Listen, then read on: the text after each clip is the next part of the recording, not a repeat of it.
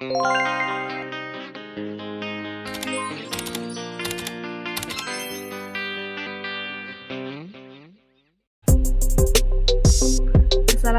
warahmatullahi wabarakatuh.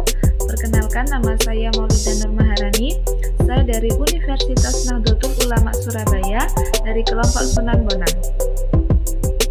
Nah, di sini saya akan mereview atau mengerjakan tugas tentang RTL 1, yaitu tentang mereview materi Makesta kemarin.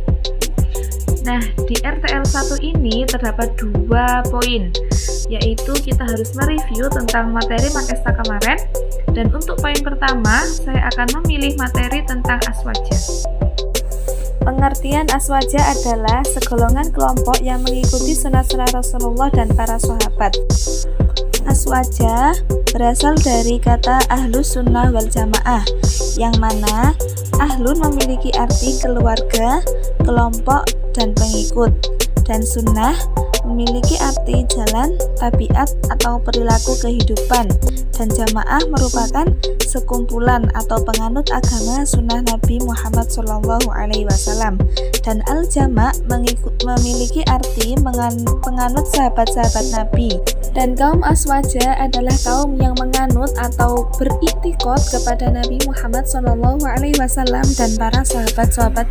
Dan Mbah Yai Hashim As'ari juga berdawuh yang berisi, barang siapa yang mengurusi Nahdlatul Ulama, maka akan aku akui sebagai santriku, dan ia beserta anak cucunya akan meninggal dalam keadaan husnul khotimah. Selanjutnya adalah sejarah penyebaran Islam. Ada beberapa zaman agama Islam disebarkan. Yang pertama adalah pada zaman Rasulullah. Agama Islam datang ke bumi diwahyukan kepada Rasulullah SAW, yaitu Nabi Muhammad, melalui perantara malaikat Jibril dan berupa Al-Quran. Selanjutnya yaitu pada zaman sahabat atau zaman Khulafaur Rasyidin, yang mana mulailah muncul problematika atau perselisihan mengenai pernyataan kaum muhajirin dan kaum ansor. Selanjutnya pada zaman para tabi'in, yaitu ditandai dengan munculnya sekte-sekte Islam, juga tidak percayanya dengan adanya Tuhan atau mengedepankan penglihatan. Pada zaman ini muncullah beberapa sekte-sekte Islam, di antara lain yaitu Jabariyah, yang mana salah satu tokohnya bernama Jabar bin Sofyan. Yang kedua ada golongan Mu'tazilah, yang mana dalam golongan ini mengedepankan rasional atau akal. Terus terpecahnya menjadi 22 golongan dan mengatakan bahwa Al-Quran sebagai makhluk. Selanjutnya pada zaman Imam 4 Madhab. Yang pertama ada Imam Hanafi dengan nama asli Sahabat Nu'man bin Thabit Al-Hanafiyah. Yang kedua ada Imam Maliki yang bernama asli Sahabat Malik bin Anas bin Malik.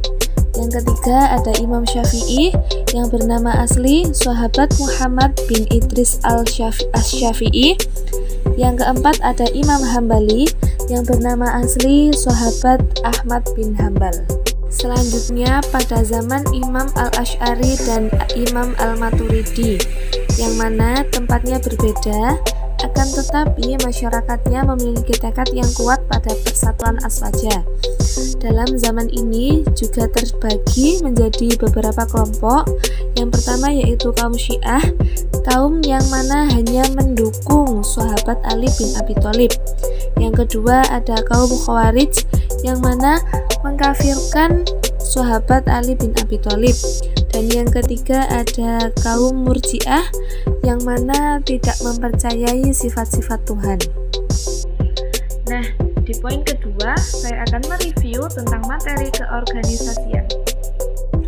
Yang pertama adalah pengertian keorganisasian adalah kesatuan yang terdiri atas bagian-bagian dalam suatu perkumpulan untuk mencapai suatu tujuan.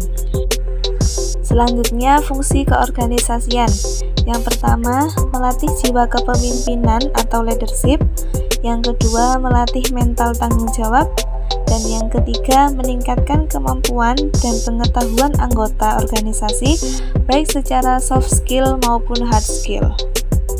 Dan selanjutnya ada prinsip-prinsip yang harus dimiliki oleh setiap anggota, yaitu memiliki tujuan yang sama, juga memiliki program kerja yang baik, serta menyamakan persepsi dan satu komando.